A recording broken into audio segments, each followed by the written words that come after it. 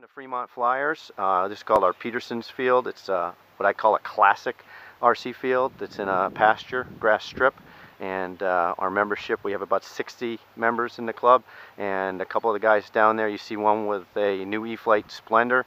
We're trying to get him to fly basic, and the other fella is a scratch builder, and we're trying to get him to fly some of his scratch built airplanes in basic this year. So hopefully this will be useful, and I'm going to run through a couple of arresty dances with the wooden stick airplane, and then we'll get to the flying.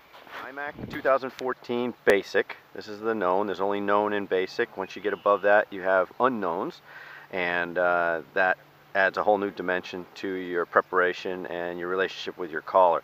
What I've done on this basic, if you notice, I've written a script for my caller. And if your caller is new to the hobby and the sport of IMAC, and you are, this is a great idea where all that caller is going to say is what you've scripted them to say, and what you want to do is make sure that you write it, that you understand what they're saying. So you don't have to be looking anywhere, you're just concentrating on the airplane, and when you hear that, that triggers your action into the maneuver. So I'll run through it with my airplane, and what we're looking at in front of us here, we've got our field, so it's going to be taken off probably right to left, and we're going to fly out in this area. And if you see this tree to the right, that's going to be my baseline, and that baseline is going to be set by my trim run. I'm going to take off and make a trim pass, then I'm going to turn around, and there's several legal maneuvers you can use to turn around. I suggest the IMAC website or IMAC Pro, which is an app for your iPhones. And a couple of them are, you can do a hammerhead, you can do a half Cuban 8, you can do a half reverse Cuban 8, or you can do a turn. The difficulty with doing turns is now you've established that trim line, which gives you your distance close and far, and you've already established it, and when you make a turn, now you're taking yourself out of that nice line. So that's the reason for doing the vertical turnarounds. So now you're coming back on that nice line you established. Critical if it's windy, especially if the wind is blowing you in or if it's blowing you out. You use that trim pass to establish that nice crab. Okay, and remember, your wind corrections in IMAC are always corrected unless the airplane is stalled. So in a hammerhead, I'm going to do it this way, cross box, but imagine this being the length of your box. So we're coming down the box. Your upline, if the wind was blowing from the left to the right, your upline would be corrected in that line. When you do your hammerhead turn, your stalled turn, it does not have to be corrected. It would be corrected again back in your down line. Okay, so hopefully that came through on the camera lens. This is a hat cam, so forgive me. So let's go through with the basic. Your caller would give this to the judge. He would announce your name, Daren Hudson, flying basic, and this is Schedule C. If you see it up in the corner there, sorry. Schedule C, and what that dictates is the direction of flight. There's a Schedule C, and there's a Schedule B. And the difference in the two is the wind direction. So there's really no wind today. I've just chosen this one. So here we go. We're going to start. When we enter the box, we say entering the box, either the caller or the pilot. And now the judges are going to start judging when you start your first maneuver. So the first maneuver is the one roll center box. So this would be far end, center, other end. And you want to present your sequence so that you are presenting it to the judge in that imaginary box.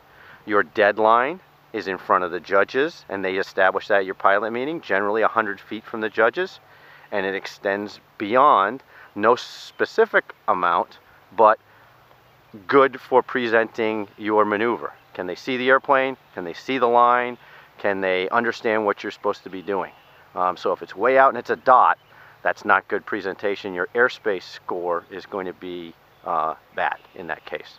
So here we go.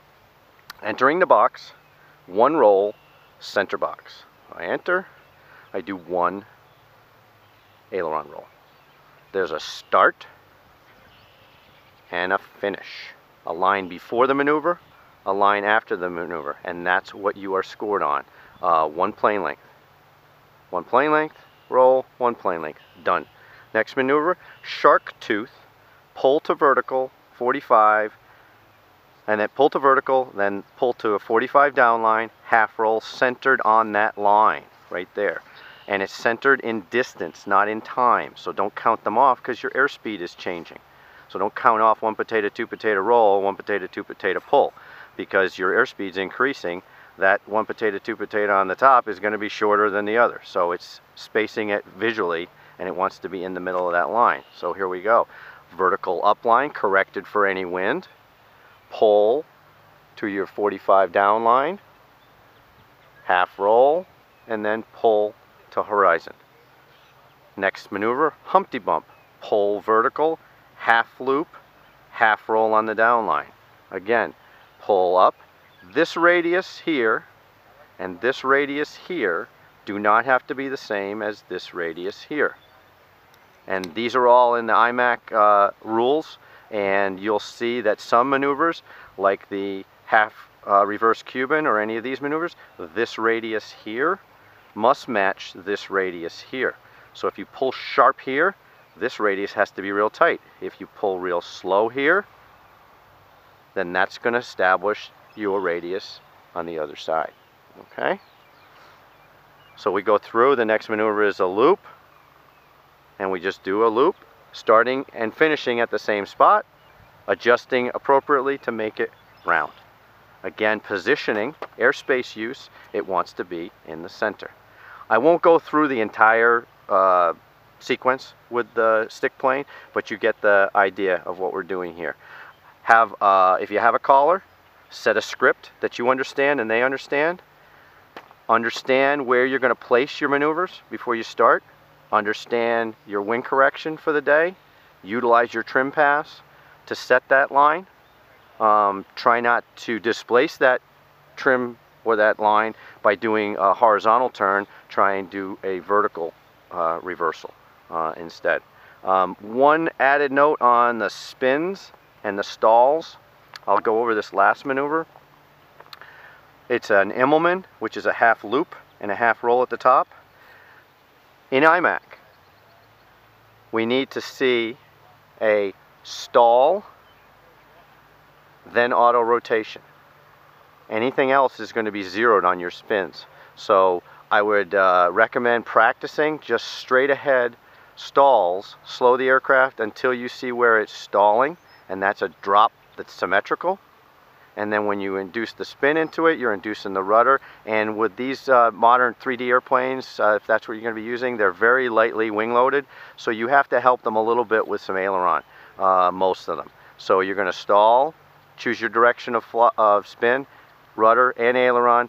And you should see a cone image with your tail. That's indicating a full stall and auto rotation.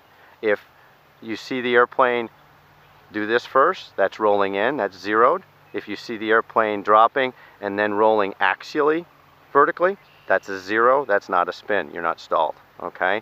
Probably one of the more difficult maneuvers, the snapping maneuvers, the stalling maneuvers, and the spinning maneuvers. Because these airplanes are so floaty, it makes it very difficult to do it with a full stall, then an auto rotation. So I'll stop on that.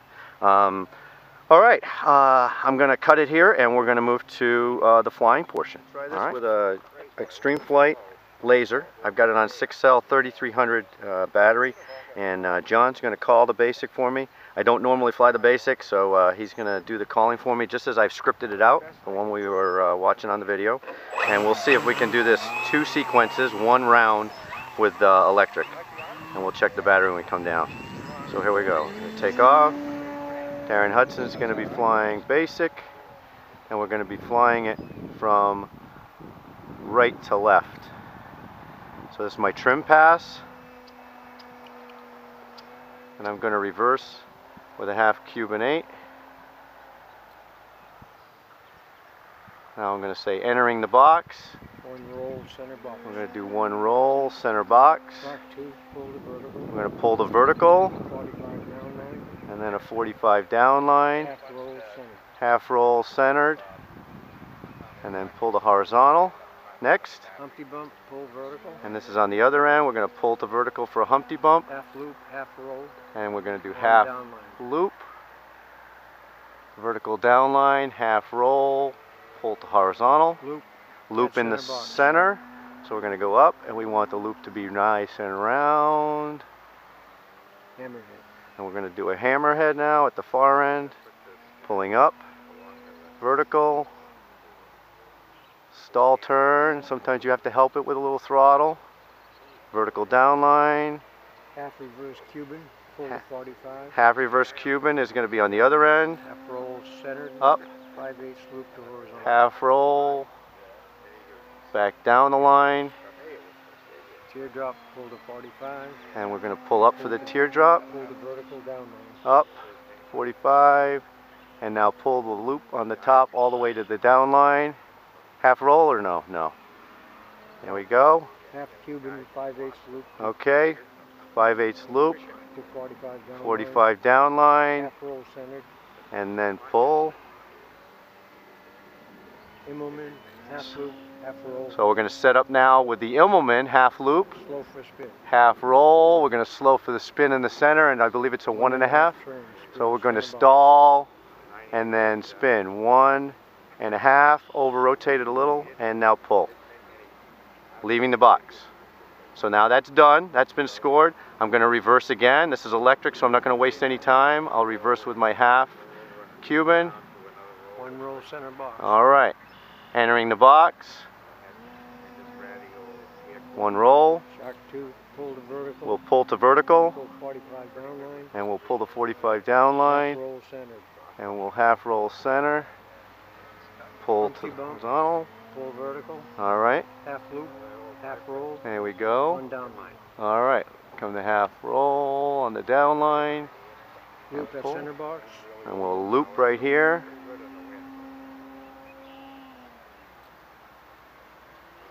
Hammerhead. We'll go into the hammerhead. Pull the vertical up line. And remember, this needed help last time, so we'll help it around. A little bit of a flyover on the top, but not bad. Half reverse Cuban. Half reverse Cuban on the far end, so we'll pull up. Half roll centered. 45. 5/8 loop to horizontal. And we'll come back down the line to our baseline. That was a little tight on the radius. Teardrop. Pull to 45, pull the vertical down line. 45 up. To the top of the loop to the down line. And then pull. Half Cuban, 5/8 loop to 45 down line. So we'll pull our loop around to our 45 down line. Into a half roll centered. Half roll. Immelman. And then we'll do our Immelman again. Half loop, half roll, Up. slow for spin. You heard my timer go off. We're going to slow to the stall. Stall. 1.5 down line. Recover. Leaving the box. So we're done.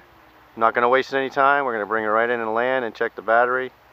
And I think we have enough to do that successfully, but you saw we're not wasting much time. And that's it. That's 1 round, basic, 2014 basic. Thank you, John. We thank the judges, and that's where we go. All right, guys. All right, guys, here we are, post round, which is 2 sequences. This is, like I said, a 6S, and this was a 3300, 3300 milliamp battery. And after the 2 sequences that were done fairly efficiently, I'm looking at 3.86 per cell, and that's about 50%. So that is, in my opinion, that would be plenty to do 2 sequences and come back down. Now, if the wind was a lot more, you would be probably running another 10%, 20% throttle to fight that wind, and you'd have to judge accordingly. But it still should be able to be done. You get down to like a 4-cell airplane. I've seen some guys do it with 42-inch balsa, and that could be a little difficult. I saw a guy doing it in real windy conditions, 15 to 20 miles an hour. He was quite a trooper, but he couldn't get through his second sequence. He got about 3/4 of the way through, and his battery just died. So keep that in mind. These 60-inch airplanes make great choices.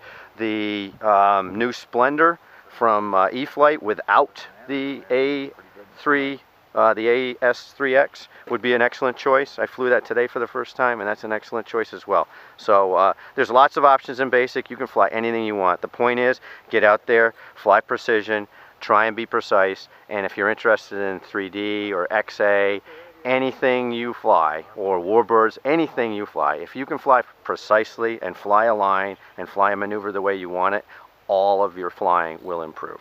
I'll go as far as say I guarantee it. All right, good luck, guys.